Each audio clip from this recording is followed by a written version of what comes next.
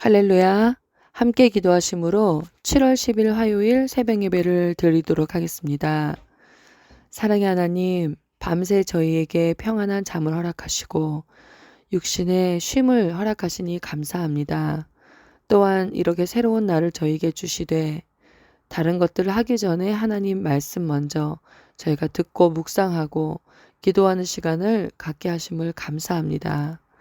하나님, 육신의 연약함 때문에 잠을 이루지 못하고 또 마음의 상처나 정신적인 스트레스, 트라우마 때문에 평안한 잠을 이루지 못하는 우리 교우들이 있다면 하나님, 치유의 하나님을 경험하게 하여 주사 단잠을 주시는 하나님을 경험할 수 있도록 인도하여 주시옵소서. 오늘 말씀을 통하여 하나님을 만나게 도와주시고 아버지의 마음이 깨달아지게 도와주시고 우리의 마음을 만지시는, 터치하시는 하나님을 경험할 수 있게 인도하여 주시옵소서. 예수님의 이름으로 기도합니다. 아멘.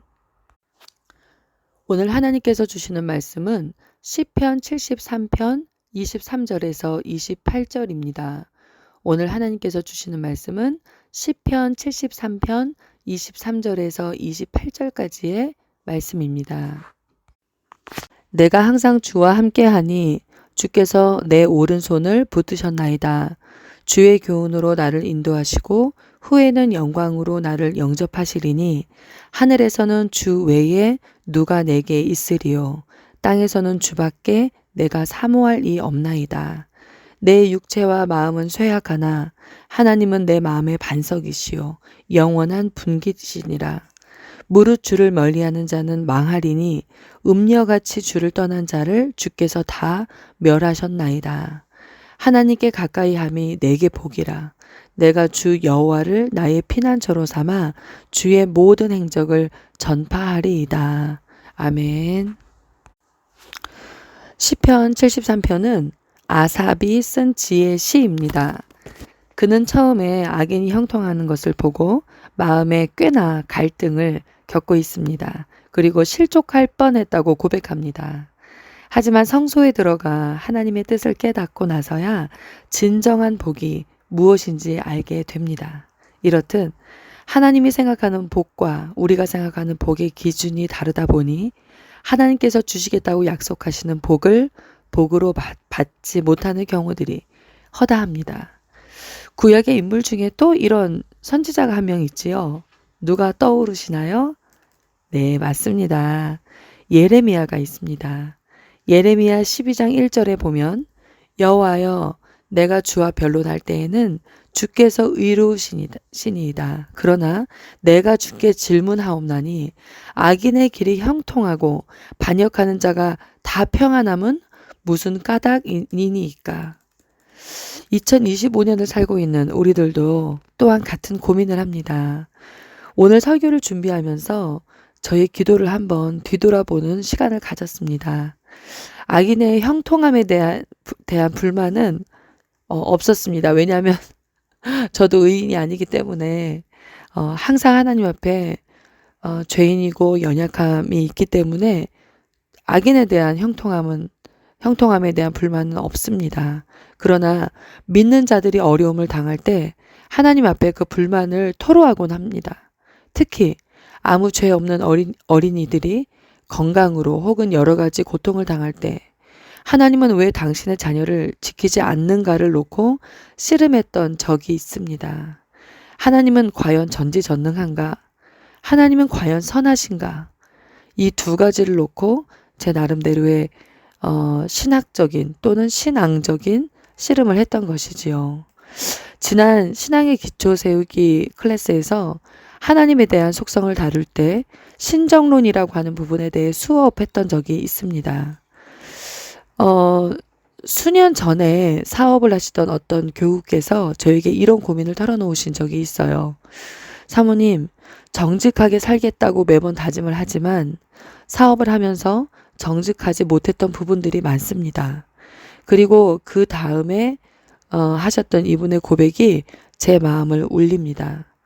삶에서 정직을 이룰 수 있도록 저에게 힘과 용기를 더하는 기도를 해 주십시오. 덜 정직하게 행했을 때 얻게 될 유익과 상황에 대한 유혹을 뿌리치고 삶에서 정직을 이룰 수 있기를 진심으로 바라고 계셨습니다. 이런 상황에서 적당히 대충 죄와 타협하며 살겠다 또는 사모님 사업의 세계를 몰라서 그래요. 여기 정직하게 해서는 할 수가 없어요. 이렇게 결론을 지으실 줄 알았는데 그렇게 말씀하지 않으시고 죄와 타협하며 사는 삶으로부터 벗어나기를, 그리고 하나님께서 원하시는 완전한 거룩을 직장과 사업에서도 이루어내기를 진심으로 바라고 고민하시는 그런 모습이었습니다. 그 삶을 이루어내는 것이 꽤나 어렵고 힘들지만 그럼에도 불구하고 이 사업장을 열게 하신 하나님의 그 뜻과 이 길을 걷게 하신 하나님의 인도하심을 바라볼 때에 분명히 이곳 가운데서도 정직을 이루며 하나님을 기쁘게 하는 방법들을 분명히 이루게 하실 것을 믿으며 주시는 이 기도 제목이 저희 교회는 그 몸부림으로 들렸고 진심으로 그분을 축복하는 기도를 해드렸습니다. 우리들의 생각은 매우 얕고 단편적이어서 전체 혹은 진실을 보지 못하고 각자의 나름대로의 상황 파악을 기반으로 판단하고 결론 짓는 경우가 허다하죠. 전체를 보면서 진실을 알고 계시고 과거와 미래를 다스리시는 하나님의 처리하심에 우리의 생각과 마음을 맡기기를 원합니다. 당장은 눈앞에 이익이 있더라도 그것이 하나님 마음에 부합하는 것이 아니라면 잠깐의 편리함이 주는 유혹을 절연히 끊어내기를 원합니다. 우리 글로벌 메소디스트 처치의 우리 GMC 교우들은 이런 분들이시죠. GMC 교우들은 이러한 신앙 고백을 가지고 기존 교단에서 나오신 분들임을 믿습니다. 그리고 새벽마다 나의 자금과 연약함을 인정하고 동시에 하나님의 크심과 위대하심을 인정하며 그분의 뜻에 기대어 살아가는 우리 모두가 되기를 진심으로 소망합니다. 아삽과 예레미야는 이러한 본인들의 고민과 하나님에 대한 의문 속에서 각기 어떠한 결론으로 도달합니까? 아삽은 하나님 곁에 있음이 복입니다. 즉 임마누엘의 하나님을 알고 그것을 고백함으로 결론을 짓습니다. 예레미야는 어떠한가요? 네, 하나님의 주권을 인정합니다. 제가 어린 시절부터 신나게 부르던 찬양이 있는데 모두 아실 겁니다. 바로 하박국 3장 17절과 18절을 기반으로 하는 찬양입니다. 무화과 나뭇잎이 마르고 포도 열매가 없으며 감람 나무 열매 그치고 논밭에 식물이 없어도 우리의 양떼가 없으며 외양간에 송아지가 없어도 난 여호와로 즐거워하리. 네, 하나님 한 분이면 족하다는 믿음의 찬양, 지금 들어보니 제가 아주 우리들이 큰 신앙의 고백을 하고 있는 셈입니다. 이 하박국의 고백은 기원전 7세기 후반 바빌론 제국이 부상하던 시기인 기원전 약 610년에서 605년 사이에 기록된 것들로 학자들 대부분이 인정합니다.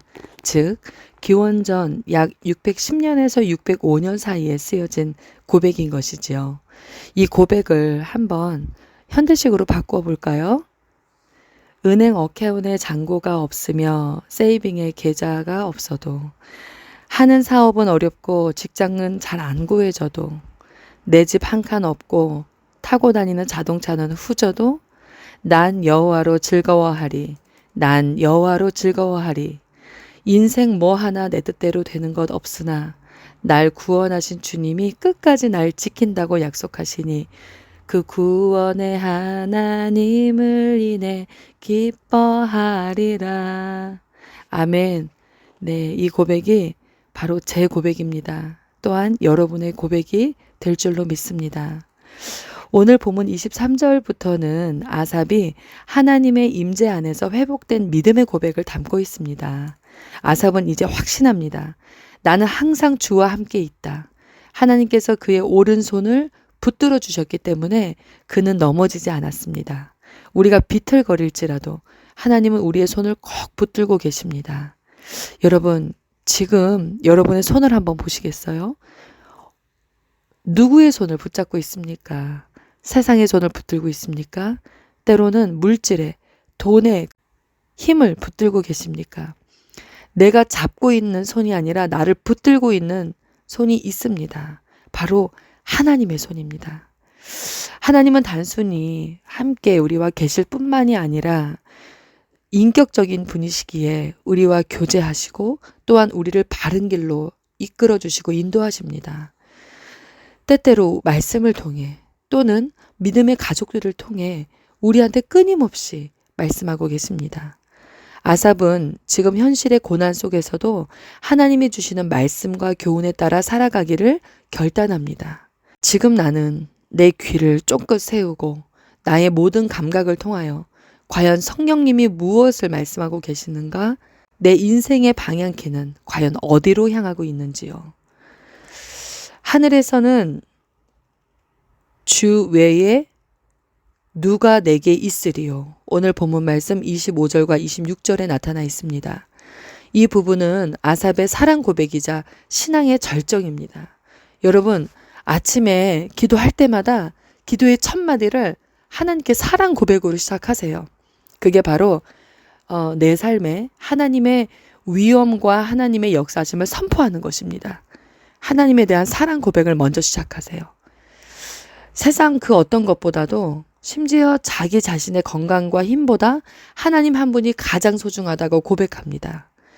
내 육체와 마음은 쇠잔하나 하나님은 내 마음의 반석이시오 영원한 분기이십니다. 이게 바로 하나님을 향한 고백입니다. 사랑 고백입니다. 이 고백이 오늘날 여러분과 저의 고백이 되기를 진심으로 소망합니다. 또한 하나님께 가까이 함이 나에게 복이라. 이게 얼마나 귀하고 놀라운 고백입니까? 오늘 본문 말씀의 28절을 읽는 순간 오늘 설교는 여기서 다 마쳤구나. 이 말씀 하나로 우리는 힘을 얻을 수 있습니다. 하나님께 가까이 함이 나에게 복이라. 와, 여러분 가족끼리도 이 고백이 있으면 좋겠어요. 남편에게 한번 오늘 고백하는 하루가 되었으면 좋겠습니다. 여러분 오늘 남편에게 이렇게 고백하세요. 당신 만난 게 나한테는 참 복이다. 자녀에게 얘기하세요. 네가 나의 딸이 된 게 아들이 된 게 나에게 참 복이다. 친구들에게 얘기하세요. 너가 나의 친구라는 게 참 복이다. 오늘 집사님 권사님에게 얘기하세요. 집사님 권사님 당신과 같은 교회에서 하나님을 섬기게 된 것이 나에게 복입니다. 여러분 사람은요 성도는요 만남의 복이 있어야 돼요. 여러분 서로가 서로에게 복이 되는 우리 공동체가 되기를 진심으로 소망합니다. 많은 사람들은 복을 세상에서의 소유, 성공, 건강에서 찾습니다. 하지만 아삽은 말합니다. 진정한 복은 하나님께 가까이 있는 것, 이것이 복입니다. 하나님을 나의 피난처로 삼고 그의 행하신 모든 일을 전하는 것이 우리의 삶의 목적입니다. 오늘 시편 73편은 우리에게 신앙의 본질을 되돌아보게 합니다. 고난 가운데 있을지라도 하나님이 나와 함께 하신다면, 하나님의 손이 나를 붙들고 있다면, 그분의 말씀으로 인도받고 있다면, 그분이 나의 반석이시고 분기시라면 그것이 복이고 그것이면 충분합니다. 우리 함께 기도하겠습니다. 하나님 이 새벽에 시편 73편 말씀을 통하여 마음의 잔잔한 은혜를 다시 한번 일으켜 주심을 감사합니다. 하나님, 인생이 참으로 제 뜻대로 되지 않습니다. 인생이 제 마음대로 내가 계획한 대로 흘러가지 않습니다. 하나님 그것 가운데 그것을 좌절과 실망으로 결론짓지 않게 해주시고 주님께서 주시는 우리를 가까이 하시는 임마누엘의 복, 즉 하나님 곁에 머무는 것이 가장 큰 복이며 그것이면 충분하다고 고백하는 우리 인생이 되게 하여 주시옵소서. 우리 사랑하는 LA 베이직 모든 교우들과 권속들 오늘 하루도 이 말씀 안에서 승리하게 도와주시고 사단의 유혹에 넘어가지 않게 도와주시고 죄의 유혹 가운데 속지 않게 도와주셔서 승리의 삶을 살아낼 수 있도록 인도하여 주시옵소서. 예수님의 이름으로 기도합니다. 아멘. 하늘에 계신 우리 아버지여, 이름이 거룩히 여김을 받으시오며 나라가 임하시오며 뜻이 하늘에서 이루어진 것 같이 땅에서도 이루어지이다. 오늘 우리에게 일용할 양식을 주시옵고 우리가 우리에게 죄진 자를 사하여 준 것 같이 우리 죄를 사하여 주시옵고 우리를 시험에 들게 하지 마시옵고 다만 악에서 구하시옵소서. 나라와 권세와 영광이 아버지께 영원히 있사옵나이다. 아멘.